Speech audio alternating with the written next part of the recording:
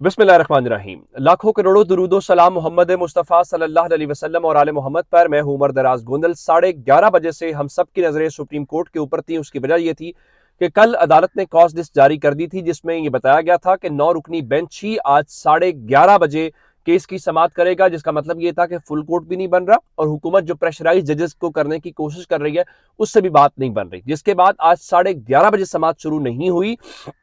उसके बाद हमें बताया गया कि आधा घंटा ताखीर होगी और 12 बजे केस शुरू हो जाएगा। हम मुसलसल अपडेट्स वहां से ले रहे थे। 12 बजे भी केस की समाअत शुरू नहीं हो सकी। 12 से फिर कहा गया 12:30 बजे, फिर कहा गया नहीं 1 बजे से थोड़ी देर पहले केस शुरू हो जाएगा, लेकिन ऐसा कुछ भी नहीं हुआ। और इस दौरान एक बहुत बड़ी खबर आई और मसला ये था कि इस्लामाबाद से जो खबरें आ रही थी वो यही था कि सुप्रीम कोर्ट में सब अच्छा नहीं है, वहां पे माहौल कशीदा है, वहां पे सूरत हाल जो है थोड़ी सी गड़बड़ है। इस चीज को लेते हुए मुख्तलिफ लोग स्पेकुलेशन कर रहे थे, जिसके अंदर हर किसी का अपना अपना दावा था। मिसाल के तौर के ऊपर साकिब बशीर साहब जो सुप्रीम कोर्ट और हाई कोर्ट को कवर करते हैं, उनका सुप्रीम कोर्ट आज खुद नोटिस 1:15 हो गया, अभी तक शुरू नहीं हो सका। अगर फड्डा है तो हल करें, केस फिर लगा लेना, क्यों हिजान बरपा है। और कुछ ऐसी ही बातें कुछ और लोग भी कर रहे थे। मिसाल के तौर पे अजमल जामी साहब ने इशारों में बताया कि संगे मरमर की इमारत के अंदर सूरत हाल इंतहाई पेचीदा, मामलात इंतहाई कशीदा और माहौल इंतहाई रंजीदा हो चुका। अब इस सारी सूरत हाल के दौरान सबकी नजरें थी कि आखिर सुप्रीम कोर्ट फैसला क्या करती है। क्या फिर अचानक से 1:30 बजे सुप्रीम कोर्ट की जानिब से उनकी जो वेबसाइट है उसके ऊपर एक तहरीरी फैसला जारी होता है। और तहरीरी फैसले के बाद अब मैं आपको बताना ये चाहता हूं कि फिलहाल ये जो बेंच है, 9 रुकनी बेंच, वो बेंच टूट गया है। मैं आपको पढ़ के सुना देता हूं जो ऑर्डर ऑफ द बेंच बताया गया है। और ये जो 27 फरवरी का आज की तारीख के साथ है और बताया गया है कि 23 फरवरी का जो तफसीली फैसला है वो हमारे सामने है।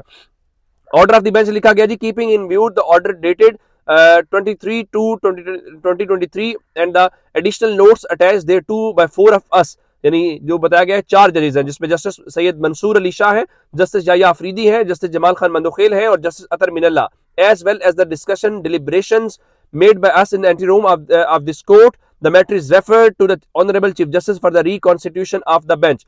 4 जजेस के इख्तलाफी नोट्स जारी किए गए हैं और उन 4 जजेस ने इख्तलाफी नोट की बुनियाद के ऊपर यह कहा है कि न सिर्फ उन्होंने इसके ऊपर मुशावरत की है, बल्कि कमरा मतलब जो मुल्हिका कमरा है या जो भी रेस्ट रूम है या जो भी बैठने की जगह है वहां पे भी हमने कंसिडरेशन की है। और उसके बाद हम इस नतीजे के ऊपर पहुंचे हैं कि इस मामले को चीफ जस्टिस को रेफर किया जाता है कि वो कॉन्स्टिट्यूशन ऑफ द बेंच का मतलब यह है कि एक नया बेंच तश्कील दिया जाए।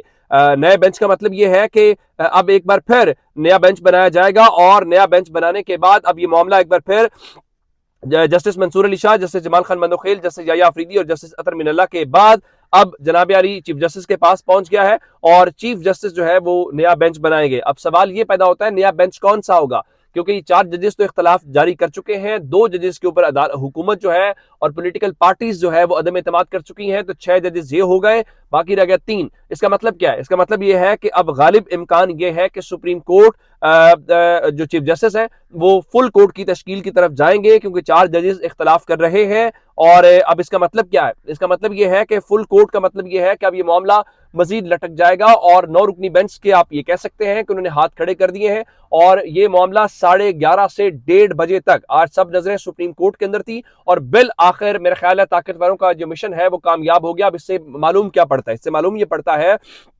कि 9-10 अप्रैल की रात जिन्होंने अदालतें खुलवा ली थी, जजेस पहुंच गए थे, अदालतें खुल गई थी, आज एक बार फिर वो जनाब अली कामयाब होते हुए दिखाई दे। सवाल बड़ा सादा सा है, 90 रोज में इलेक्शन होंगे कि नहीं होंगे? अपने लोगों के जरिए वो रात से ये कहलवा रहे हैं कि सुप्रीम कोर्ट के अज खुद नोटिस के बावजूद 90 रोज में इलेक्शन नहीं होंगे। अब बेंच टूटने का मतलब यह है कि सुप्रीम कोर्ट से भी 90 रोज के अंदर इलेक्शन होने की उम्मीद खत्म हो रही है। अब इसका मतलब क्या है?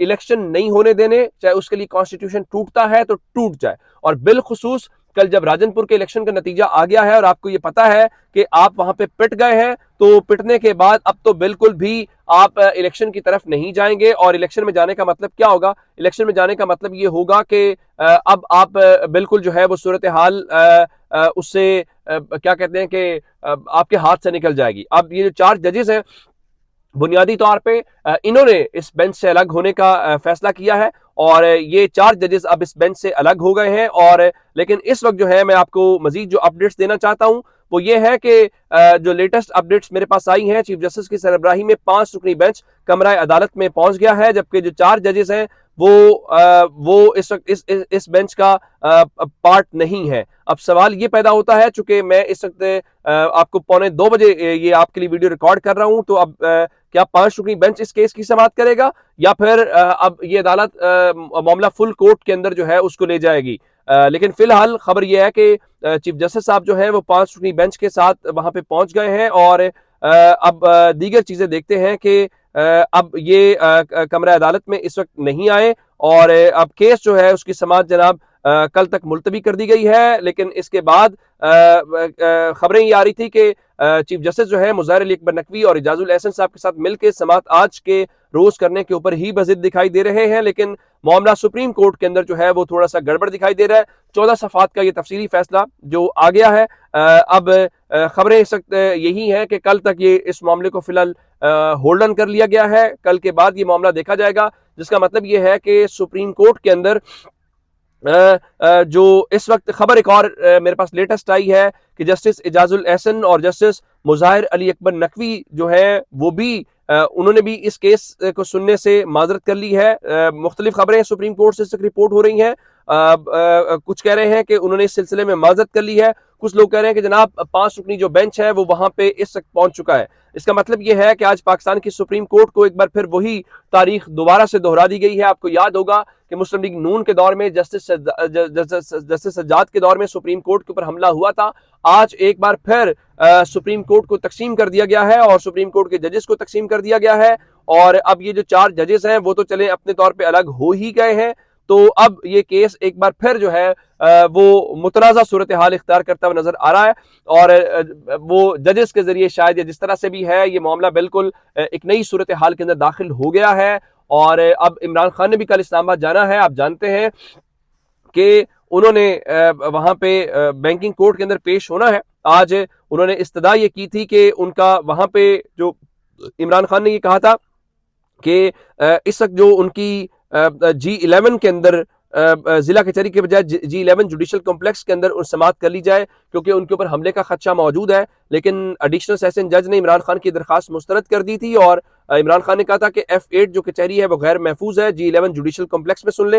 लेकिन जारी बात है आजकल इमरान खान के हवाले से तो कोई खबर भी जो नहीं सुनी जा सकती। लेकिन इमरान खान कल जाएंगे जरूर। मुसर्रत जमशेद चीमा साहब के मुताबिक पाकिस्तान तहरीक इंसाफ के चेयरमैन इमरान खान कल बैंकिंग कोर्ट में पेश होंगे। इमरान खान इस्लामाबाद से पेशी के बाद वापस लाहौर जमान पार्क के अंदर आएंगे। दूसरी खबर मैं आपको बता देता हूं वो है lieutenant general retired Amjad Shoaib साहब के मुतालिक उनको आज कचहरी के अंदर पेश कर दिया गया और जारी बात है उनको 24 घंटों के अंदर अंदर पेश करना था। तो उनके 7 रोजा जिस्मानी रिमांड की इस्तदा की गई थी। उनके वकील ने इस बात की मुखालफत की थी, लेकिन इस वक्त लेटेस्ट खबर यह है कि पुलिस ने उनको अदालत ने उनको जिस्मानी रिमांड के ऊपर पुलिस के हवाले कर दिया है। 3 रोज का उनका फिजिकल रिमांड जो है वो दे दिया गया है। लेकिन ये असल में छोटी खबरें हैं जो साइड पे हैं। बड़ी खबरें इस वक्त सुप्रीम कोर्ट से आ रही हैं और सुप्रीम कोर्ट वाली सारी जो लेटेस्ट अपडेट्स हैं वो मैंने आपके सामने रख दी हैं। और अब ये मामला जो है एक बार फिर सूरत हाल उस तरफ चला गया है जहां पे जो चले जी इस वक्त जो खबर बहुत बड़ी है। खबर अगली ये है कि चीफ जस्टिस ने फुल कोर्ट तश्कील देने की हुकूमती दरखास्त को मुस्तरद करते हुए 5 रुकनी लार्जर बेंच तश्कील दे दिया है। 4 मोअज़्ज़ज़ मेंबर्स ने खुद को बेंच से अलग कर लिया है। अदालत का बाकी बेंच जो है वो मुकदमा सुनता रहेगा और केस का कल ही फैसला कर लेंगे। और सुप्रीम कोर्ट ने कार्रवाई कल सुबह 9:30 बजे तक मुलतवी कर दी है, जिसका मतलब ये है कि 4 जजेस जिसमें जस्टिस अब जो इस केस सुनने वाले जजेस हैं उसमें जस्टिस उमर अता बंदयाल साहब हैं और अब ये जो मामला है अब ये मामला अपने इख्तिताम को पहुंचता हुआ नजर आ रहा है। Justice Mansoor Ali Shah, justice Yahya Afridi, justice Jamal Khan Mandokhel और जस्टिस अतर मिनल्ला के अलावा जो है सुप्रीम कोर्ट इस केस को आगे बढ़ाएगी। अब जो बाकी कोर्ट है वो करेगी और 5 रुकनी बेंच जो है वो इस केस को सुनता रहेगा। 4 जजेस ने अपने आप को इस मामले से अलग कर लिया। ये लेटेस्ट अपडेट्स हैं जो मैंने आपको सुप्रीम कोर्ट से दी। अपना बहुत सारा ख्याल रखिएगा। खुदा हाफिज।